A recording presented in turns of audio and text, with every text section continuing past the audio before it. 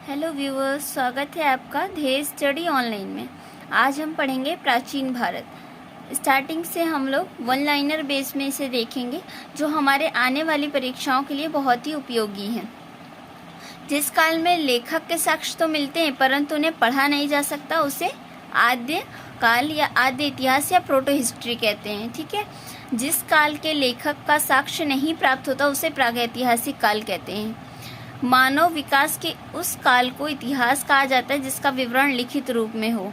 Homo sapiens का प्रवेश इस धरती पर आज से लगभग 30 या 40 हजार वर्ष पूर्व हुआ। शिकार पूर्व पाषाण युग की जीविका का मुख्य आधार था। शिकार जो था वो पूर्व पाषाण युग के मानवों की जीविका का प्रमुख आधार था, इसलिए क्योंकि उस समय मनुष्यों को ना ही खेती करने की समझ थी, ना ही आग जलाने की समझ थी, और ना ही उस समय पहिए का या किसी भी चीज़ का आविष्कार हुआ था। अब हम आगे आते हैं, आग का आविष्कार कब हुआ। ये मोस्ट इम्पॉर्टेंट पूछा जाने वाला क्वेश्चन है। पूरा पाषाण काल एवं पहिए का आविष्कार कब हुआ? नव पाषाण काल में। कृषि का आविष्कार कब हुआ? कृषि का आविष्कार हुआ था नव पाषाण काल में। मनुष्य में स्थायी निवास की प्रवृत्ति का विकास नव पाषाण काल में हुआ तथा उसने सबसे पहले कुत्ते को पालतू बनाया। मनुष्य ने सर्वप्रथम तांबा धातु इस्तेमाल की 900 BC में। कृषि का आविष्कार कब हुआ था? नव पाषाण काल में। ये हम पहले भी देख चुके हैं। पूरा पाषाण युगीन अनुसंधान आरंभ करने का श्रेय रॉबर्ट ब्रूसफुट को जाता है। भारत में मानव के सर्वप्रथम साक्ष्य कहाँ से मिलते हैं? ये आपकी हिस्ट्री का क्वेश्चन है, जो कि BA फर्स्ट सेमेस्टर के लिए बहुत ही इम्पोर्टेंट है। हथनौरा नर्मदा घाटी से। पाषाण संस्कृति से लेकर हड़प्पा तक के प्रमाण किस पुरा स्थल से प्राप्त हुए? मेहरगढ़। मध्य पाषाण काल में पशुपालन का प्राचीनतम साक्ष्य आदमगढ़ से। ये कुछ प्रमुख क्वेश्चंस हैं। आगे हम और भी क्वेश्चंस देखते हैं। मानव द्वारा प्रयोग में लाया जाने वाला प्रथम अनाज कौन सा था? जौ। चाकोलिथिक युग का अन्य नाम क्या था? ताम्रपाषाण युग। भारतीय पुरातत्व का जनक किसे कहा जाता है? अलेक्जेंडर कनिंघम को। भारत के किस आरंभिक पुरा पाषाण युग के शिलाश्रय से सर्वाधिक चित्र प्राप्त हुए? भीमबेटका, मध्य प्रदेश। पेबुल उपकरण संबंधित है निम्न पुरा पाषाण काल से। माइक्रोलिथिक का औजार संबंधित है मध्य पाषाण काल से।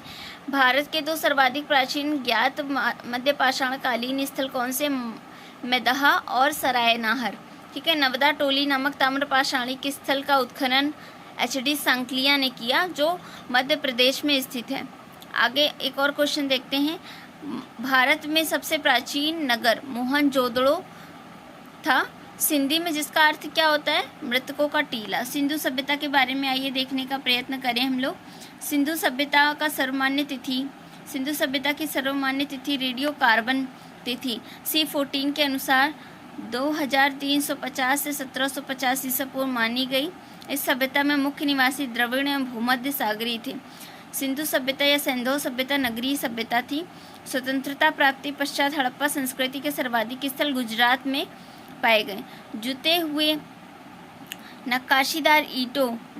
खेत और नक्काशीदार ईंटों के प्रयोग का साक्ष्य कहाँ से प्राप्त हुआ? कालीबंगन से प्राप्त हुआ।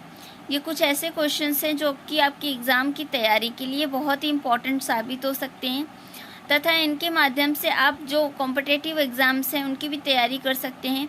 BA फर्स्ट ईयर्स के स्टूडेंट के लिए ये बहुत ही इम्पॉर्टेंट है, क्योंकि वन लाइनर बेस्ड क्वेश्चंस आपके MCQ को तो मजबूत करते ही हैं, साथ में आपके जो कंसेप्चुअल नॉलेज है उसे भी थोड़ा शार्प कर देते हैं। तो इन क्वेश्चंस को नोट करना आपकी रिस्पॉन्सिबिलिटी हो जाती है अगर आप स्टूडेंट हैं तो। और आगे आपको और भी इसी तरीके की वीडियोस हमारे चैनल पे मिलती रहेंगी। अगर आपका कोई सुझाव हो तो आप कमेंट बॉक्स में अपने सुझाव दे सकते हैं कि आपको किस तरीके की वीडियोस चाहिए, कौन से सब्जेक्ट्स में आपको हेल्प की ज़रूरत है। और आगे बढ़ते हुए हम एक और क्वेश्चन देखेंगे। हड़प्पा के कुम्हारी कार्य में आमतौर पर लाल रंग का प्रयोग किया गया था। ठीक है, तो हड़प्पा के कुम्हारी कार्य में पूछा जाता है कौन से रंग का उपयोग किया गया था, तो आप बताएंगे हड़प्पा के कुम्हारी कार्य में आमतौर पर लाल रंग का प्रयोग किया गया था। नेक्स्ट क्वेश्चन हम देखते हैं। सिंधु घाटी में खुदाई किए गए अवशेषों से मोहरें वाणिज्यिक और आर्थिक विकास को निर्दिष्ट करती हैं। ठीक है। मोहनजोदड़ो से नर्तकी की एक कांस्य मूर्ति मिली। ये आपका बहुत ही ज़्यादा पूछा जाने वाला क्वेश्चन है, जो कि हर एग्ज़ाम में पूछा जाता है, चाहे आपके टीजीटी पीजीटी का एग्ज़ाम हो, चाहे आपका एसएससी सीजीएल का एग्ज़ाम हो, चाहे आप फर्स्ट ईयर में हो, किसी भी कॉम्पिटिटिव एग्ज़ाम में जहाँ पे हिस्ट्री आती है वहाँ पे ये क्वेश्चन ज़रूर पूछा जाता है। आप इस पर स्टार लगा सकते हैं। घरों के दरवाजे और खिड़कियाँ सड़क की ओर न खुलकर पीछे की ओर खुलते थे। बहुत ही इम्पोर्टेंट है, पूछा जाता है कि जो घरों के दरवाजे और खिड़कियाँ थे सिंधु घाटी सभ्यता में वो किस ओर खुलते थे, पीछे की ओर खुलते थे, ताकि जो साफ सफाई की व्यवस्था होती थी पुराने समय में सिंधु घाटी सभ्यता के लोगों द्वारा, वो सोचते थे सड़कों पर कोई गंदगी ना फैलकर हम पीछे की तरफ से फैलाएंगे। और दूसरी सुरक्षा ये रहती थी कि इससे ये भी पता चलता है कि वो लोग कितने समृद्ध और कितने बुद्धिशाली थे कि वे आगे सड़क की तरफ से दरवाजा ना खोलकर पीछे की तरफ से खोलते थे। हड़प्पा सभ्यता की लिपि किस प्रकार की थी? भावचित्रात्मक। हड़प्पा संस्कृति के संदर्भ में शालकृत स्थापत्य प्रमाण कहाँ से प्राप्त हुए? धौलावीरा से। सिंधु घाटी सभ्यता से संबंधित विषम मुद्रा किस पुरातात्विक स्थान से प्राप्त हुए? मोहनजोदड़ो। ये भी आपका मोस्ट इंपॉर्टेंट क्वेश्चन है, आप चाहें तो इस पर स्टार लगा सकते हैं और इसे नोट कर लीजिए। मृणपट्टिका पर उत्कीर्ण सिंह युक्त देवता की मुहर कहाँ से प्राप्त हुई? मोहनजोदड़ो। सिंधु घाटी सभ्यता को आर्यों से पूर्व सभ्यता रखे जाने का महत्वपूर्ण कारण क्या है? मृदभांड।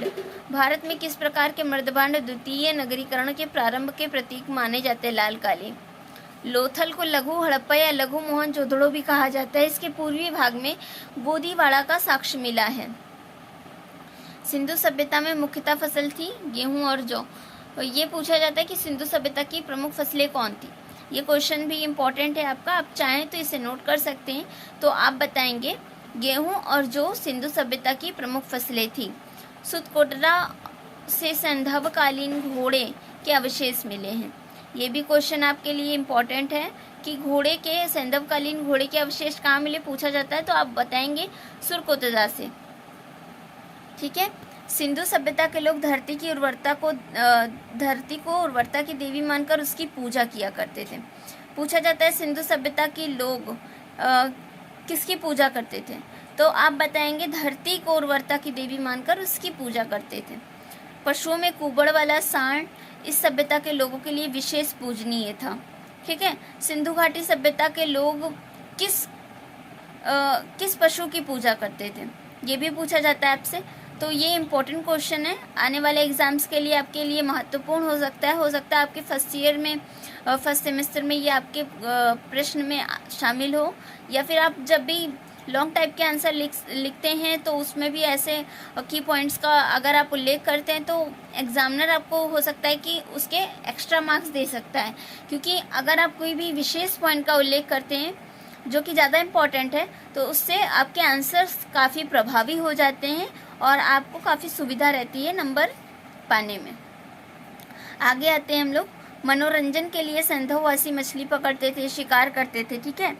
पक्षियों को आपस में लड़ाना, चौपड़ और पासा जैसे खेल खेलना, ये आदि साधनों का प्रयोग करते थे। आगे हम लोग पढ़ेंगे वैदिक सभ्यता के बारे में। तब तक आप सभी का धन्यवाद। Thank you for watching this video. और मैं आप लोगों से निवेदन करना चाहूँगी कि आगे जब भी आपको किसी भी इम्पोर्टेंट वीडियोज़ की ज़रूरत पड़े या फिर आपको कोई इम्पोर्टेंट टॉपिक जो ना समझ में आ रहा हो, आप कमेंट बॉक्स में कमेंट करके मुझे सूचित करने का प्रयत्न करें कि आपको किस टॉपिक पर वीडियो चाहिए, या आपके जो भी डाउट्स हों आप उसे कमेंट बॉक्स में डाल सकते हैं, जिससे मुझे पता चले कि आप लोग के डाउट क्या हैं। और ज़्यादा से ज़्यादा लोगों में ये वीडियो शेयर करें, क्योंकि हमारे चैनल का ये उद्देश्य है कि हर बच्चे को, हर स्टूडेंट को जो कि महंगी कोचिंग्स नहीं ज्वाइन कर सकता, उससे हम अच्छे से नॉलेज प्रोवाइड कर सकें। और लाइक करने में किसी भी तरीके का चार्ज नहीं पड़ता, शेयर करने में भी कोई चार्ज नहीं है। तो आप लोग अगर आपको वीडियो पसंद आता है तो उसे लाइक करें, नहीं पसंद आता तो डिसलाइक करें। और अगर आपको ये वीडियो अच्छा लगता है तो अपने फ्रेंड्स में शेयर करें, जिससे आगे आने वाले लोगों को भी इसकी सूचना मिल सके कि हम लोग एक ऐसा वीडियो प्रदान करने की कोशिश कर रहे हैं, जिससे अधिक से अधिक स्टूडेंट्स में नॉलेज फैल सके। और आगे भी हम इसी तरीके की वीडियोस बनाते रहेंगे। अगर आपके कोई सुझाव हो तो वो हमें निश्चित रूप से कमेंट बॉक्स में कमेंट करके बता सकते हैं। Thank you for watching this video. फिर अगले वीडियो के लिए हम लोग मिलते हैं, तब तक के लिए गुड बाय।